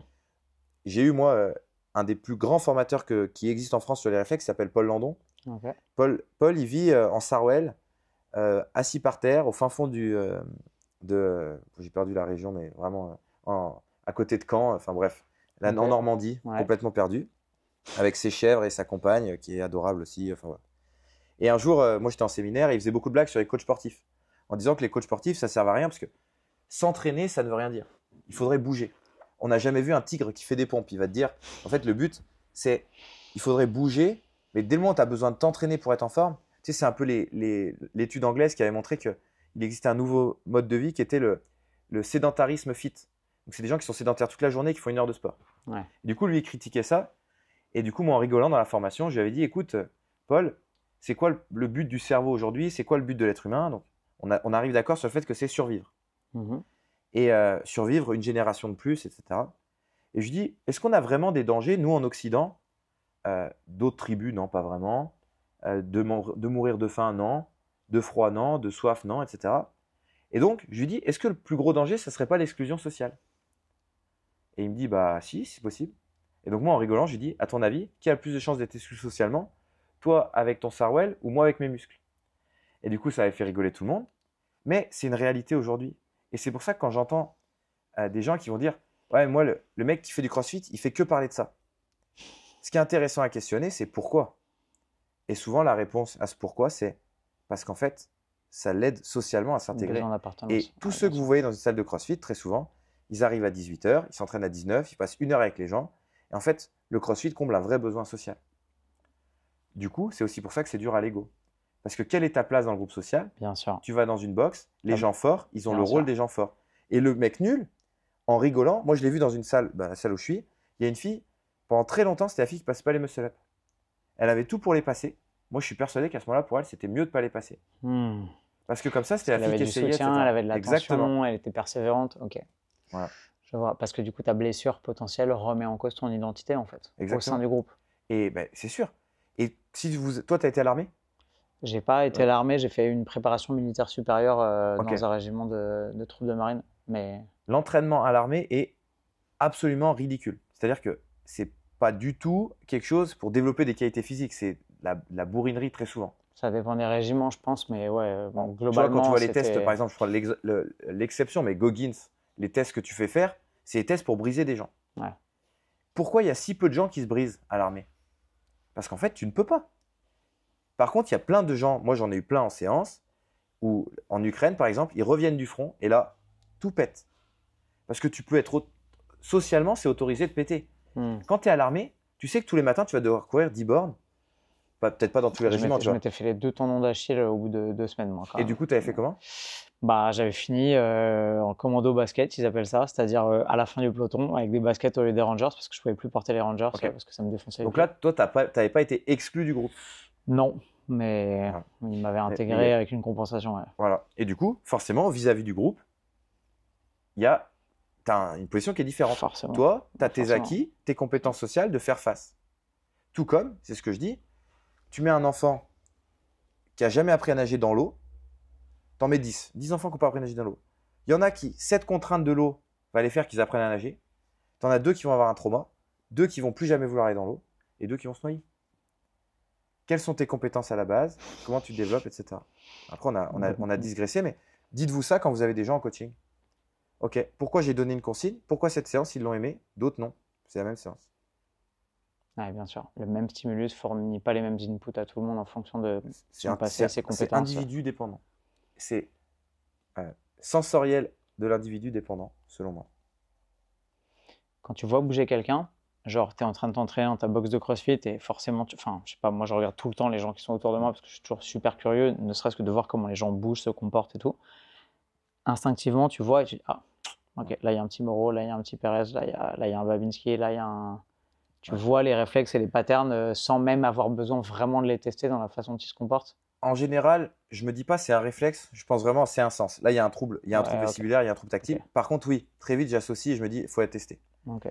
Tu vois, rien que pour les pieds, il y a 3 réflexes des pieds, je sais pas forcément tout le temps lequel c'est, mais quand je vois quelqu'un bouger, je sais ça. On a eu Marine, ta pote, tout à l'heure. Mhm. J'ai vu les élèves faire un bilan complet sur elle et je savais qu'ils n'allaient rien trouver. Parce que le problème, c'était oculaire. Elle avait un défaut de convergence. On l'a testé, je t'ai montré la vidéo, Ouais. qui est flagrant. On pourra faire tout ce qu'on veut au niveau moteur. Dès qu'elle va prendre une information, l'information va être perçue comme pas OK. Et elle a des difficultés, des douleurs quand elle court. C'est marrant. Et même pendant la rando qu'on a faite hier et avant-hier, eh ben, il y avait plein de moments où quand elle me parlait et qu'elle regardait pas ses pieds, elle trébuchait ou elle se Ouais. prenait les pieds dans des trucs et tout. Et du coup, moi, j'ai quelqu'un comme ça. J'ai aucun problème d'ego, justement, à me dire, c'est pas moi le professionnel Ouais. qu'il te faut. Orthoptiste direct. Orthoptiste. Et par contre, je fais un bilan orthoptiste. J'observe ça. J'observe que, vu qu'elle a un défaut de convergence à l'œil et qu'elle doit compenser au niveau de la tête et des épaules, elle avait aussi un RTAC non intégré. Du coup, vu que l'œil, ici, avait du mal. En fait, les yeux avaient du mal à converger ensemble. Mais il n'y en avait pas un qui convergeait mieux que l'autre. Selon le test qu'on faisait, il y avait une fois c'était l'œil gauche qui allait, une fois l'œil droit. Donc les yeux ont du mal à aller là-bas ou là. Donc qu'est-ce qu'elle devait faire? Tourner la tête, donc tourner les épaules, donc pivot rotatoire, grosse tension dans les genoux, dans le bas du dos. Elle avait mal où? Dans les genoux. Genoux et bas du Et dos. les dos. Ouais. Voilà. Et du coup, là par exemple, la sensorialité est importante. Quel sens est ici? Le sens visuel.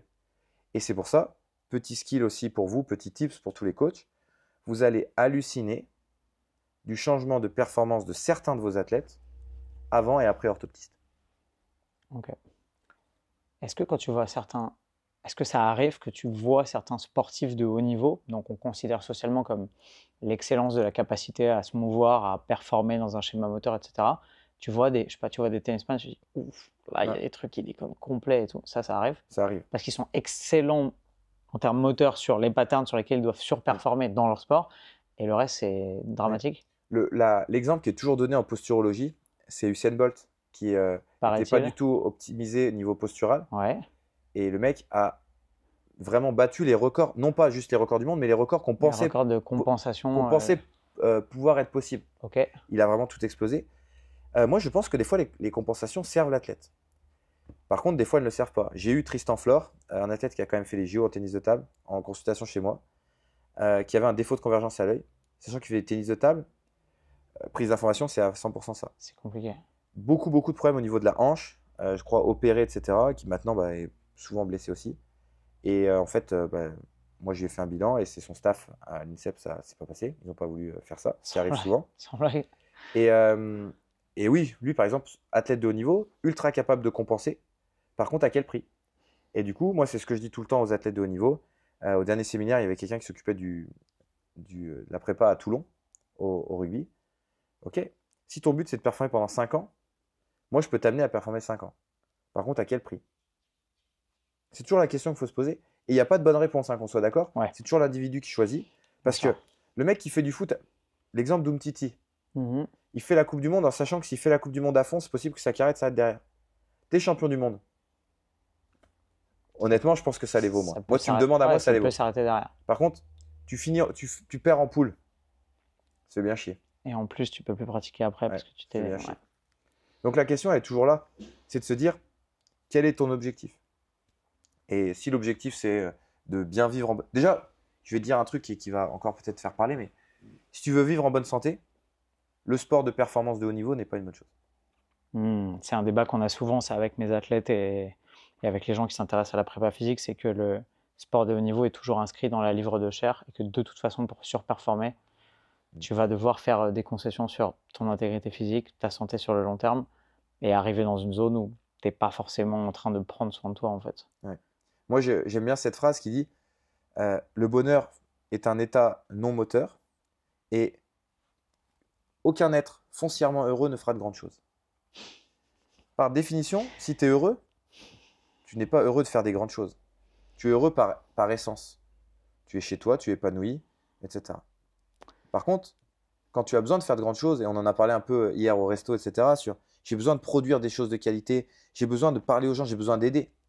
C'est qu'il y a une partie. Moi, je sais que je fais tout ça pour les réflexes parce que si j'avais eu ça en tant qu'enfant, j'aurais beaucoup moins compensé et j'aurais pas passé le lycée tout seul dans mon coin à pas être heureux, j'aurais pas galéré, etc. Tout ça. J'aurais pas détesté l'école autant sûrement, j'aurais pas été aussi mal dans ma peau, toutes ces choses-là. Mais je pense que quand tu regardes, alors dans le monde du fitness, c'est pas un peut-être, c'est sûr, tous les gens qui ont voulu influencer des gens, à la base, ça part d'un mal-être de soi et de se dire, mais moi, je voudrais inspirer des gens pour qu'ils se sentent moins mal dans leur peau. Mais le mec heureux, encore une fois, je suis allé dans la jungle, l'ambition n'existe pas. Dans un milieu naturel, l'ambition n'existe pas. Alors vous allez me dire, si, l'ambition d'être chef de tribu. Même l'ambition d'être chef de tribu existe que quand tous les besoins d'en dessous sont comblés. Parce que quand la tribu a faim, on ne se demande pas qui est le chef. On se demande pas d'ailleurs, on va chercher à manger.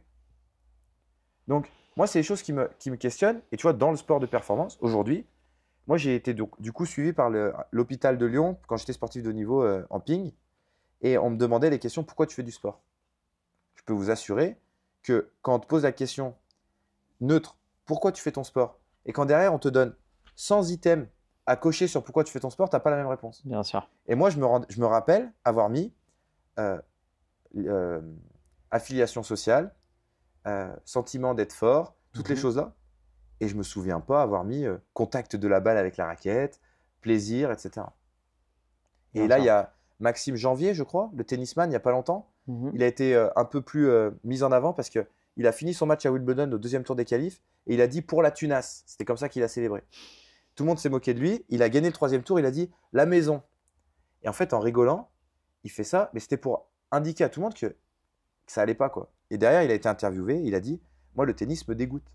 C'est-à-dire qu'aujourd'hui, je fais ça à Roland-Garros, j'ai gagné 72 000 euros, je crois que c'était à Wimbledon, 72 000, je vais payer mes taxes, ça ne me paye même pas ma saison, tout ça.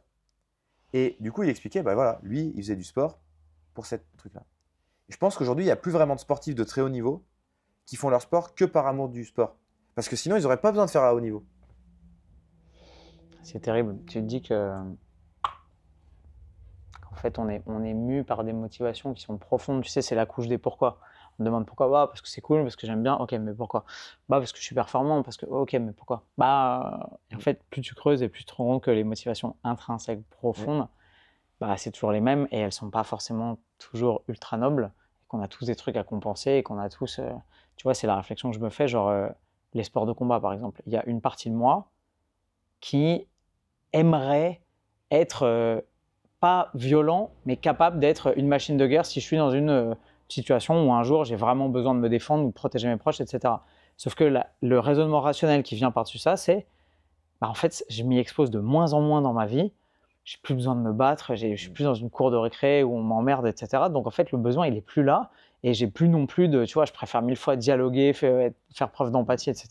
Donc la motivation nécessaire intrinsèque pour me bouger le cul tous les jours, plusieurs fois par semaine, à aller dans une salle de sport, me prendre des parpaings dans la tronche, bah en fait, elle est très compliquée à convoquer, quoi. Ouais. Donc en vrai, j'en ai plus vraiment besoin, même si j'ai toujours apprécié la dialectique du mouvement martial, tu vois, la pratique, l'échange, etc. Mais c'est un gros coup énergétique, symbolique, identitaire, etc. pour un bénéfice qui, au final, maintenant, à mon âge, est plus nécessaire, tu vois. Et je me souviens d'avoir entendu une phrase de Cyril Diabaté quand j'avais fait mon mémoire sur le free fight à l'époque, donc le MMA d'aujourd'hui, il y a 10 ans, qui disait « Si t'as pas un gros ego, tu restes chez toi sur ton canapé à regarder les autres se taper à la télévision. » Tu vois. Et je m'étais dit « Waouh, venant d'un mec qui a été 4 fois champion du monde de karaté, boxe, thaï, sanda et tout, il y a un vrai truc. » Bah, moi, je dis cette phrase, et ceux qui m'écoutent en podcast, vous l'avez toujours entendu. Je dis on a la personnalité de nos capacités. C'est une phrase que j'avais entendue dans une formation de Matt Boulet sur Personeuro. Et là, tu as résumé le truc. Je n'ai plus besoin de me battre parce que maintenant, j'ai des compétences sociales qui m'évitent de me battre. Mais moi, je pense que quasiment 100% des hommes violents, c'est parce qu'ils n'ont pas les capacités de ne pas l'être. Peut-être. Le jour où on te donne des capacités d'avoir ce que tu veux sans violence, je pense que tu n'as pas d'intérêt à l'être. Peut-être aussi si ça te que demande moins d'efforts. Ouais, c'est ça. Peut-être aussi que j'ai grandi dans un environnement qui culturellement faisait que j'aurais grandi comme un jeune sicario dans les favelas, la question ne se poserait pas, tu vois. Exactement. Mais et du coup, moi, par exemple, j'ai été toujours exclu de la violence. J'ai manqué de plein de choses quand j'étais enfant. Par contre, j'ai jamais été violenté, même tu hausses le ton, moi c'est de la violence. Et du coup, j'avais fait de la boxe française à un moment et je me rendais compte que j'arrivais pas à taper les gens. Et du coup, j'étais passé avec une fille, je me rappelle, elle s'appelle Lucie Garnier, qui était une très bonne athlète. On a bossé à Decathlon ensemble après. Et je me rappelle d'avoir vu que le fait que je mettais pas les coups, ça la tendait et elle m'avait ouvert. J'ai des souvenirs où j'avais pris des pointes dans le plexus et tout, mais sévère. Et derrière, j'avais arrêté. Et là, quand j'avais repris les sports de combat, c'était une période de ma vie où j'allais pas bien, où je m'étais senti un peu en insécurité physique. Du coup, tu avais besoin de te défouler un peu. Où j'avais appelé un mec, il a dit, mais là, en fait, j'ai besoin d'être capable d'avoir mal et de faire mal. C'était vraiment un besoin.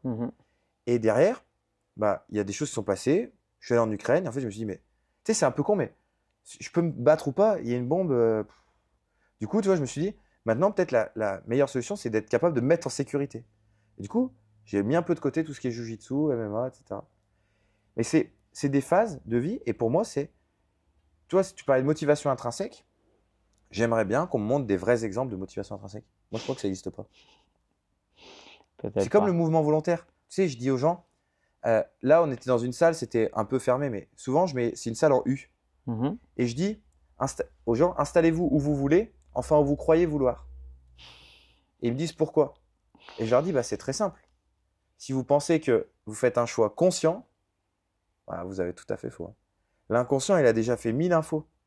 Ça ne veut pas dire que vous décidez de rien dans votre vie, ça ne veut pas dire que vous n'êtes pas maître. Mais en fait, tout le temps, vous faites des choix par rapport à des possibilités que vous avez.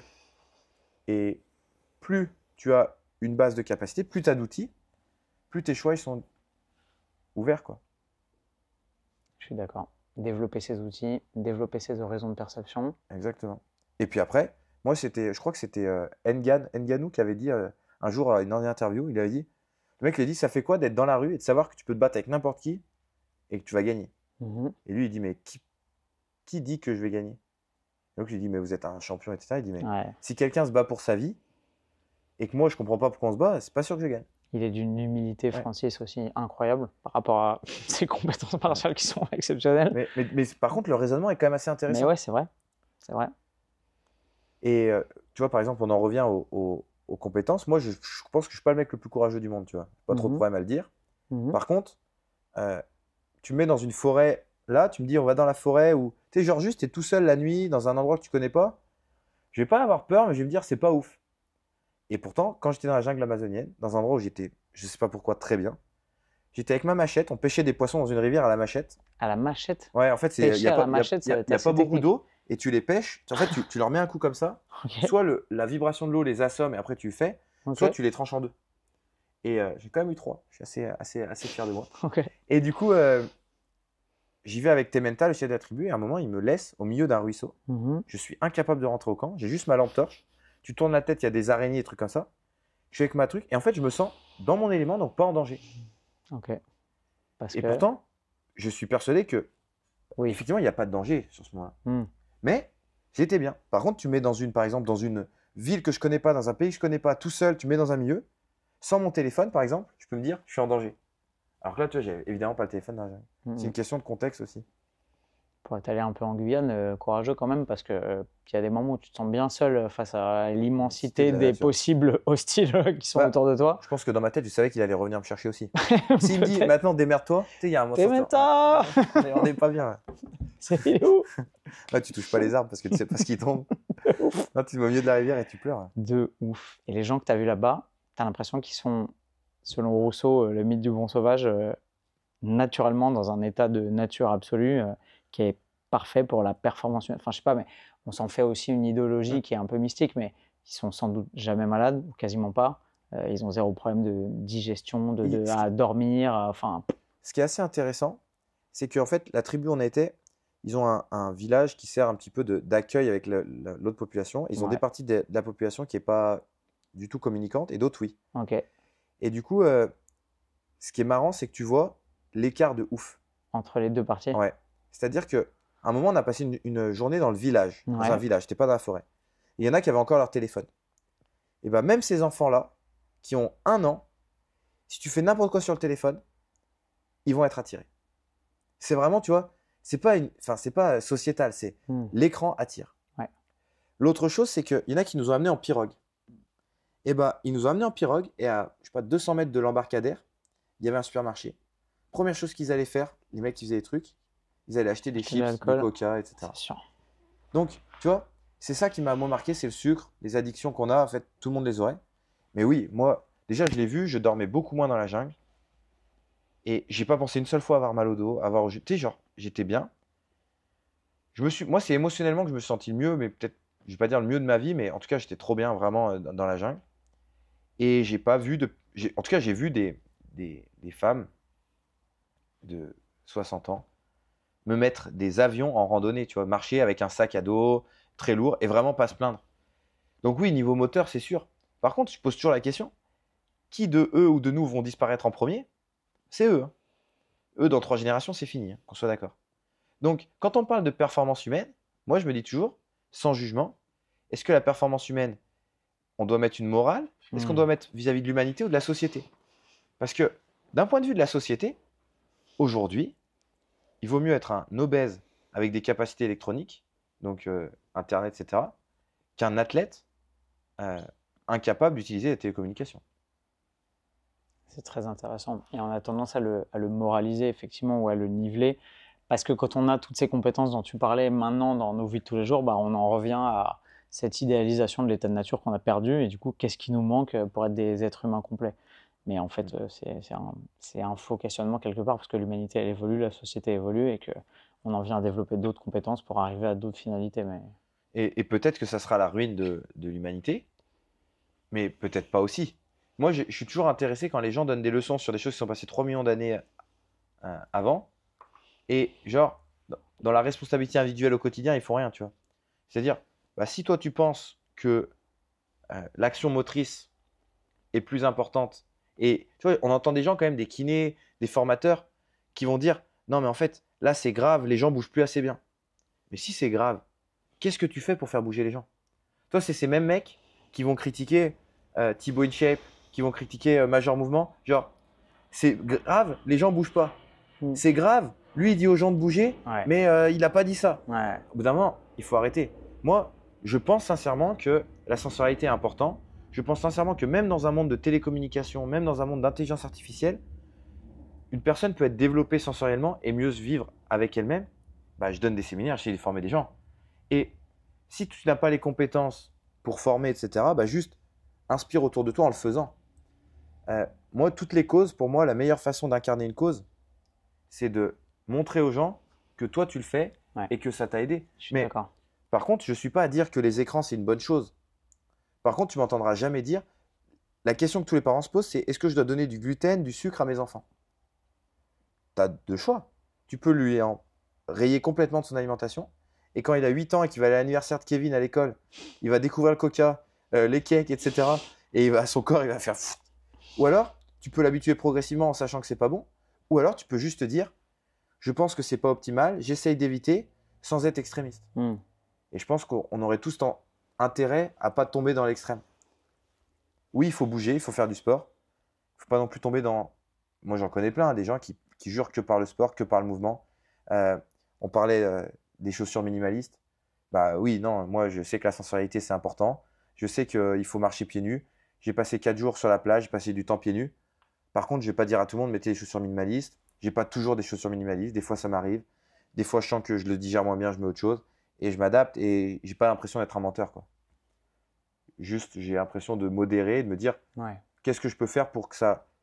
Tu sais, c'est le bénéfice coût. Enfin, bénéfice coût, quoi. Qu'est-ce que ça va me coûter? Qu'est-ce que je vais en ressortir? Ouais, l'analyse bénéfice-risque. Mais on sous-estime, je crois, en tant que créateur de contenu aussi, à quel point le simple fait parfois d'incarner son Mm. message, pas forcément de prêcher à tout va, bah, ça a une valeur énorme pour les gens, parce que quand tu vois des gens autour de toi qui, sans aucun prosélytisme d'aucune sorte, vivent leur vie d'une certaine façon et sont heureux et épanouis et bien dans leur peau, bah, c'est ultra inspirant de te dire, ah, il y a peut-être un petit truc, tu vois. Ouais. Genre, peut-être que si je faisais un tout petit peu pareil, ou si je m'ouvrais un peu à ces horizons-là, peut-être que j'irais mieux sur les problématiques qui, moi, me freinent au quotidien, tu vois. La phrase que moi j'ai toujours dit, c'est moi je crois pas aux conseils, je crois aux exemples. Et tu vois, par exemple, toi, tu es venu en tant que patient, entre guillemets patient, comme là certains au séminaire, tu as été bilanté, Et tu m'as vu pratiquer, tu as tout de suite dit, bah, Lucas, il faut qu'on fasse un podcast, Mm. c'est cool. Mais moi, je t'ai pas démarché rien. Et Mm. si je l'avais fait, j'aurais essayé de te convaincre, j'aurais fait trop, etc. Ce qui a fonctionné, c'est parce que c'était assez naturel et que ça fonctionne. Et je pense qu'au bout d'un moment aussi, bah, si tu incarnes dans ton quotidien va changer. Si ton quotidien change, tu vas aussi être inspiré par d'autres personnes Bien sûr, intéressantes. bien sûr. Qu'est-ce que tu conseillerais aux gens qui, en nous écoutant, ont l'impression de ne pas bien bouger, d'avoir des galères dans leur corps, tu vois, ça me tue toujours quand les gens me disent ah, j'ai une douleur bizarre, je sais pas, j'ai l'impression que mon épaule elle bouge pas bien. Ok, mais ça fait combien de temps? Ça fait 3 4 jours. Ah non, non, ça fait 5 6 ans. Et ben, je tombe de l'armoire à chaque fois, je fais mais qu'est-ce que tu as fait depuis 5 6 ans? Bah, je sais pas, rien, ok, d'accord, mais pourquoi tu vas pas voir un kiné? Pourquoi tu t'en parles pas à un médecin du sport? Pourquoi tu n'essayes pas des trucs, tu vois, genre les gens comme s'ils prenaient la douleur comme une fatalité et l'absence de fonctionnalité comme un état de fait contre lequel ils ne peuvent pas grand-chose. Alors que toi et moi, on sait qu'il y a tout un tas de choses que tu peux faire à une infinité de niveaux pour essayer d'améliorer une fonction, un pattern moteur, une sensation, un feedback corporel, etc. Je leur dirais déjà que moi, je ne connais pas un mouvement qui n'est pas adaptable au plus bas des niveaux. C'est-à-dire que quelqu'un qui me dit je ne peux pas courir, j'ai mal au genou. Mm. La question, c'est tu ne peux pas courir combien de temps? Je peux courir 3 minutes, mais au bout de 5, j'ai mal. Ouais. Tu peux courir 3 minutes. Eh bah, nickel. Déjà, tu cours 3 minutes tous les jours. Ouais. Peut-être que demain sera 4. Mm. Première chose. Tu peux pas courir du tout. Peut-être que tu peux marcher vite. Mhm. Tu peux pas marcher vite. Peut-être que tu peux marcher doucement. Tu peux pas marcher doucement. Peut-être que tu peux marcher dans l'eau. Tu peux pas marcher dans l'eau. Peut-être que tu peux dérouler ton pied. Tu peux pas dérouler ton pied. Peut-être que tu peux pousser le gros orteil. Tu peux pas pousser le gros orteil. Peut-être que tu peux supporter la pression du gros orteil. Ouais. Et voilà comment je vais décomposer. Donc le premier conseil, si tu ne peux pas faire quelque chose, passe au niveau du dessous et fais-le bien. Ça serait le premier conseil. Le deuxième, si ça fait un moment que toi, tu parles des gens qui n'ont pas essayé. Mhm. Moi, je vais englober aussi les gens qui essayent et qui n'ont pas de solution. Ok. Donc, ça récompensera ceux qui sont arrivés à ici du podcast. Tous ceux qui ont ces problématiques-là, vous m'envoyez un message, vous m'expliquez votre problématique sur Mhm. Lucas Bourguignon conférencier sur Instagram. Mhm. Et moi, j'essaye de vous trouver une piste. Je ne dis pas que j'y arrive, j'essaye. Très cool. Aujourd'hui, ce que je propose à tout le monde, c'est vous choisissez un sens. Si vous devez choisir, c'est tactile, proprioceptif ou vestibulaire. Si vous ne savez pas ce que c'est, vous regardez encore une fois sur la page Lucas Bourguignon conférencier, on explique pas mal. Vous en prenez un et vous décomposez par rapport au mouvement qui ressemble quelque chose dans ce sens-là et vous travaillez dessus une fois par jour pendant 3 semaines. En général, il y a des améliorations pour tout. Comme je vous dis, j'ai eu des gens qui sont rentrés du front en Ukraine, syndrome de stress post-traumatique énorme, j'ai eu des paralysies cérébrales, j'ai eu des enfants autistes, j'ai eu des sportifs de haut niveau. J'ai pas une fois où travailler le sensoriel n'a pas amélioré. Attention, je ne dis pas qu'on a amélioré pareil pour tout le monde. Ça a toujours amélioré. Aujourd'hui, un être humain qui ne bouge pas est un mort. Donc, sédentarité, vous êtes beaucoup plus proche de la mort. Ce que je dis à tout le monde, vaut mieux être. Moi, je sais qu'il y en a qui vont dire ouais, l'activité physique, ça peut être dangereux. Dans mon spectre à moi, l'excès d'activité physique Oui, est toujours moins dangereux que l'excès voilà, de sédentarité. il y a le fameux phase, si vous pensez que l'activité physique est dangereuse, essayez la sédentarité. Voilà. Ça, c'est important. Donc, si aujourd'hui, vous avez l'impression que vous bougez à 5% de vos capacités, bah dites-vous, demain, je bouge à 6. Et aujourd'hui, je ne suis pas pour ces trucs qui traquent les infos, mais du nombre de pas, etc. Mais si vous avez toujours votre téléphone dans la poche, comme c'est le cas de 90% des humains, et en général 99% des humains qui disent ça, la montre connectée, les trucs comme ça, les choses comme ça, on en parlera peut-être un petit peu après sur l'impact que ça peut avoir, ce qui s'est passé pour toi. Et se dire, bah, juste vous avez votre téléphone dans la poche, si vous avez un iPhone, ça compte le nombre de pas. Juste si vous voyez votre nombre de pas à l'année, si vous voyez qu'en 2023, vous avez fait 3000 pas par jour, bah dites-vous, cette année, j'en fais 3500 par jour. 500 pas par jour de plus sur 352 jours, ça fait du 15 000, 150 000, un des deux, il faut raconter le nombre de zéros. Mais voilà, des choses comme ça, quoi. Donc, ça, c'est important. Et juste, en fait, si tu bouges un peu plus chaque jour, je prends le concept de Prosper, hein, c'est un pote à moi qui s'appelle le coach Prosper sur Insta, et il parle toujours de 1% better every day. C'est juste, si tu veux faire des grands pas, il y a des chances qu'à un moment, tu ne puisses plus. Par contre, les petits pas, tu peux toujours le faire. Si tu as couru 1 minute, je sais que ça, peut-être tu as déjà fait de la réathlétisation de course en ce moment. Pour mon genou. Ouais. Tu as dû expérimenter le fameux je cours 1 minute à 180 BPM, et trucs comme ça. Les sportifs de haut niveau, tu leur dis ça, ils respectent. Par contre, Jacqueline, elle n'a jamais fait de sport. Tu lui dis va courir 1 minute. C'est ça va. Et tu me prends pour qui t'as quoi. Mais sauf qu'en fait, Jacqueline, plus d'1 minute, tous tes systèmes, ils ne sont pas bons. Donc, si vous voulez reprendre la course, ce programme, moi, il n'a jamais été en échec pour n'importe qui, c'est de se dire, C'est dingue. Hein. je commence première semaine, 1 minute de course, 3 minutes de marche, 3 fois. Ça fait 12 minutes d'effort. Ça paraît rien. Ça Tu te paraît dis, rien. mais sauf que quand tu as vraiment un genou défoncé et que tu peux plus rien faire, ni le tendre, ni le plier, et que tu arrives à faire ça, tu te dis, ok, je vais revenir. Exactement. Et surtout, même si tu sors pas de blessure, tu te dis, mais c'est tellement frustrant de courir qu'1 minute. Du coup, le lendemain, tu cours 2 et tu te dis, ah bah déjà, c'est mieux. Et en fait, tu arrives à te dire, ça fait chier de pas courir plus. Alors que 2 semaines avant, tu étais, ça fait chier de courir. Et là, c'est quand même, je trouve, c'est quand même cool. Ouais, je suis d'accord. Donc voilà, mon Mentalement, conseil, c'est toujours une petite action. Et si tu fais une action par jour dans le sens de ton objectif, que ça soit business, professionnel, perso, en général, bah, à la fin de l'année, c'est exponentiel, on connaît le truc. Je suis très d'accord. Parlons de ce petit paradigme qui m'était totalement inconnu jusque-là, celui des perturbateurs Du fréquentiels, des bracelets, des trucs en métaux sur la peau, des bacs connectés, des Apple Watch, etc. Alors, déjà, ce qu'il faut savoir, c'est que le corps, c'est une fréquence globale, Une fréquence quoi? Magnétique, une fréquence électrique, sonore, électrique. énergétique sur plusieurs choses. Ok. Je rentre pas dans les débats qui peuvent être ésotériques et pas EBP. Si jamais vous voulez tester, vous prenez un voltmètre. Donc, vous allez chez Brico Dépôt, vous prenez un voltmètre et vous testez votre fréquence corporelle. Donc, vous prenez par exemple là où il y a des bagues, etc. Vous voyez s'il y a une différence. Si vous avez votre montre connectée, derrière, il y a, vous le savez, je pense que maintenant, on est quand même au courant là-dessus. Le micro-ondes a des ondes, la Wi-Fi, ça a des ondes. On sait que c'est perturbateur pour le système. Il y a pas mal, la 5G, ça avait fait un grand débat sur ça. Sauf que les gens sont à se poser la question sur la 5G sur des grandes antennes sans regarder ce qu'ils ont sur la peau. Donc les montres connectées, il y a un impact. Et ça, il y a pas mal d'études qui sont montrées. Si vous allez faire des formations de posturo, il y a le docteur Brico, etc. qui en parle. C'est assez facile à trouver. Par contre, il y a aussi les bijoux. Et ça, c'est plus flagrant pour certaines personnes et plus choquant. Mais encore une fois, les bijoux, c'est assez facile. Vous pouvez faire des tests très simples. Vous faites des tests de mobilité, de souplesse, des tests de force. Avec et sans bijoux, vous voyez, c'est une différence. Par contre, là où vraiment, je vous invite à regarder, c'est les cicatrices. Et les cicatrices, bah en fait, encore une fois, quel est le but principal du cerveau? Survivre. Si une cicatrice ne se referme pas, qu'est-ce qui se passe? On meurt. Ouais. Donc, s'il y a une cicatrice qui est toujours là, vous voyez, là, moi, par exemple, j'ai mes petits trucs là, c'est pas vraiment des grosses cicatrices, mais j'ai fait des thrusters dans le sable. Mais pour le corps, c'est quand même une information, il faut sécuriser. Si ça s'infecte, c'est un problème. Donc, si vous avez une cicatrice, c'était le cas par exemple pour Antoine, sa cicatrice du genou qui n'a pas très bien cicatrisé, et une cicatrice au niveau de la tête.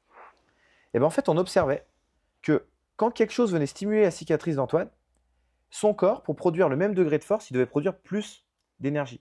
Donc on avait fait un test des muscles faciles, donc des muscles de la pince, qui sont notre mouvement naturel, et on venait ouvrir. Et en fait, on se rendait compte qu'après stimulation de la cicatrice, Antoine perdait beaucoup en force. Alors certains vont dire oui, mais c'est parce qu'il y a une stimulation.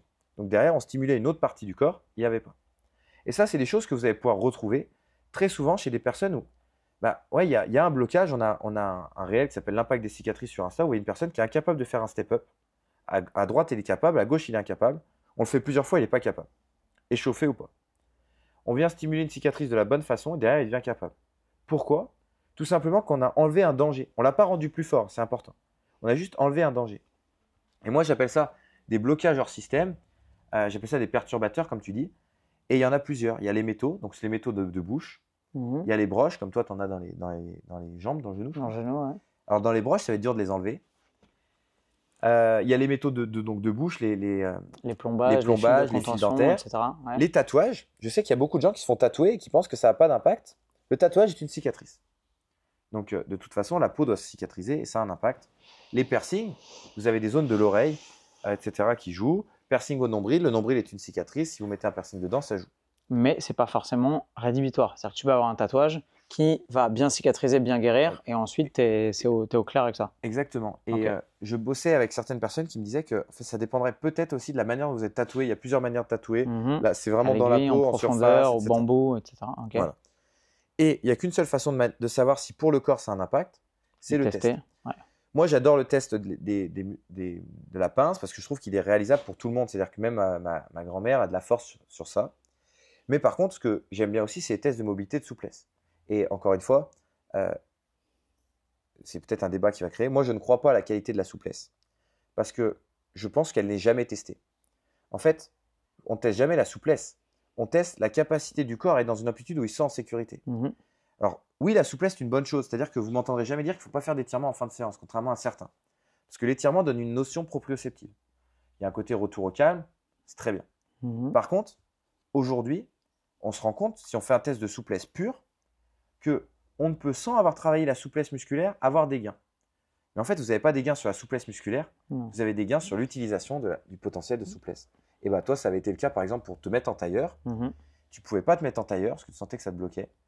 On a intégré un réflexe tonique asymétrique du cou, qui est un réflexe qui a un rapport avec la flexion de genoux et de hanches d'un côté et l'extension de l'autre côté. Et en le réintégrant, tu as retrouvé une position tailleur qui était problématique avant. Pourtant, on n'a pas travaillé ni la souplesse ni la mobilité. Et en fait, la souplesse, pour moi, c'est une qualité qui n'est jamais testée parce qu'il y a toujours des freins avant. La souplesse, ça serait un peu comme la capacité maximale d'une voiture. Sauf que déjà, tu as la limitation de vitesse. Déjà, ça tourne, Voilà. déjà, tu Tu n'es as pas tes capable de capacités de tenir ton conduire, volant. tu as ta peur, tu as ci, tu as ça. Intéressant. Voilà. Et elle est inhibée par le système nerveux central bien avant. Exactement. Donc derrière, il y aurait la mobilité. Et là, maintenant, on voit tout le monde, tous les coachs, ils sont experts en mobilité. Aujourd'hui, la mobilité, la définition qui fait consensus, tu me diras si tu es d'accord, c'est la capacité de production d'une force dans une amplitude maximale. C'est à peu près ça. Et ben moi, je rajouterais, ce que je dis souvent, c'est la capacité de prédiction de sécurité dans l'amplitude maximale. Parce qu'en fait, le cerveau, il va aller que dans ce qu'il peut aller. Mais est-ce que c'est par manque de mobilité ou quand tu es en bas, ça vient tirer sur des fascias, ça vient tirer sur le système vestibulaire, le système tactile, etc. Si vous testez la mobilité des hanches, parce que c'est souvent le cas, par exemple sur un squat, une position basse du squat, vous testez la même personne avec les pieds pas au sol, c'est pas la même. Alors les gens vont dire oui, mais c'est parce qu'il n'y a pas la même gravité. Vrai. Aussi parce qu'il n'y a pas les pieds au sol. Et donc, si vous venez travailler, et ça vous pouvez le faire très bien, vous avez quelqu'un qui a des… Si vous avez des athlètes, j'ai dit tout à l'heure, si vous avez des problèmes, vous m'écrivez. Si vous avez des athlètes qui ont des gros problèmes de mobilité, ça fait 2 ans que vous bossez la mobilité, vous n'avancez pas, pareil, vous m'écrivez. Et je pense que pour le coup, autant sur la première partie, je vais vous donner des pistes, autant là, je pense que je vais vous donner des solutions. Dans le sens où, si vous ne progressez pas en mobilité, c'est qu'il y a quelque chose qui bloque. Si c'est quelque chose qui bloque, en général, c'est au niveau du système nerveux. Et au niveau du système nerveux, qu'est-ce qui l'impacte? La sensorialité, les émotions, l'environnement, les blocages hors système, etc. Et ça, pour moi, je pense que c'est important de le dire, parce qu'il y a beaucoup de coachs aujourd'hui qui partent dans le développement de la force, sans savoir qu'en fait, c'est pas que de l'hypertrophie et du développement des cellules et des choses comme ça, que déjà, rien que sur quel mouvement vous exprimez de la force. Il y a Julien Pinault, que j'adore, moi, qui fait des mouvements strong fit. Il a inventé une méthode qui s'appelle le WES. C'est pas de travail excentrique, pas de travail technique et pas de questions à se poser. Donc en fait, par exemple, l'assaut bike, il n'y a pas d'excentrique. Tu appuies, en fait, la roue revient tout seul, c'est de l'inertie. Oui. Le farmer carry, tu n'as pas de technique. C'est prendre un objet et voilà. Et en fait, il fait beaucoup de travail comme ça pour l'expression de la force max. Le push sled et le sled pull. Ok, ça c'est de la force. En squat, vous ne mesurez pas la force maximale des quadriceps d'une personne. Il y a trop de facteurs qui rentrent en compte. Est-ce que la personne est capable de supporter la barre sur les épaules? Mais rien que moi, avoir une barre lourde sur les épaules, pour mon système nerveux, c'est une alerte. Ensuite, vous testez aussi la mobilité des chevilles, des hanches. Donc, ce n'est pas l'exercice ultime pour tester les quadriceps. Et ça, c'est important de se dire, il faudrait pouvoir l'isoler, tu sais, avec des exercices d'isolation, mais c'est très compliqué dans le monde du sport, quoi. Donc voilà, c'est juste se dire peut-être, en tant que coach, quel est mon objectif? Ça, c'est la question que moi je pose aux gens. Quand toi, tu coaches quelqu'un, quel est ton objectif? Moi? Ouais. Bah, ça dépend de la problématique et du type de client que j'ai. Tu vois, quand je coach des athlètes amateurs ou professionnels de MMA, il n'est pas du tout le même que quand je coach des gens qui ont simplement envie de perdre 10 kg de gras et de prendre un peu de muscle et de se sentir bien dans leur peau. Mais globalement, c'est quand même de les accompagner vers leur objectif, qui soit performance, bien-être, accomplissement, progrès, tout simplement. C'est normalement de les amener de la situation A dans laquelle ils arrivent, de plus en plus près de la situation Toujours B dans une laquelle ils vision veulent aller. dynamique, bien sûr. Ouais. Et derrière, ce qu'il faut se dire, c'est est-ce qu'on veut y aller vite? Est-ce qu'on veut y aller bien? Est-ce qu'on veut y aller vite et bien? Est-ce qu'on a le temps? Enfin, toutes ces questions-là. Et moi, je questionne les coachs, à votre avis, si vous avez une sensorialité qui est mauvaise, est-ce que vous renforcez l'athlète ou est-ce que vous renforcez ses schémas de compensation? Et c'est ce questionnement qui m'est arrivé à me dire, je ne peux plus coacher sans regarder la base. Parce que si je construis ma maison et que quelqu'un me dit, ouais, il faut que tu me construises une très belle maison, et que moi, dans ma tête, une très belle maison, c'est une maison très haute, je construis le 5e étage alors que le premier, il n'est pas fini, bah, je me dis, est-ce que je ne suis pas en train de faire un gros risque. Et du coup, je pense qu'on a tous connu des athlètes, tout allait bien dans leur vie, et d'un coup, ça pète. Si vous voulez éviter ça, à mon avis, il faut aller regarder au niveau du sensoriel. Super intéressant. Merci Voilà, Lucas. avec C'était grand une plaisir. discussion vraiment passionnante. J'espère que pour vous aussi. Si on veut te retrouver, Instagram, Lucas Bourguignon conférencier. Ouais, c'est le gros réseau où je partage. Ok, Et sinon, lucasbourguignon.fr, c'est le site. Vous aurez l'Académie des réflexes, qui est une plateforme de formation gratuite où on a des intervenants chaque mois qui interviennent justement sur le lien entre les réflexes, le mouvement, les troubles de l'apprentissage, les troubles de la digestion, l'anxiété, la dépression, plein de sujets trop cool. Et vous retrouverez tout ça sur le site lucasbourguignon.fr. trop cool. Merci d'avoir échangé avec nous. Avec grand C'était plaisir. extrêmement intéressant. N'oubliez pas de nous balancer un avis dans votre application de podcast ou même sur YouTube. C'est extrêmement important pour le référencement du podcast et pour me permettre d'avoir des réflexions et des échanges avec des intervenants aussi talentueux que Lucas. Merci beaucoup. J'ai appris plein de trucs et je vous dis à dans un prochain épisode et comme d'habitude, avec le sourire. Bye. Ciao.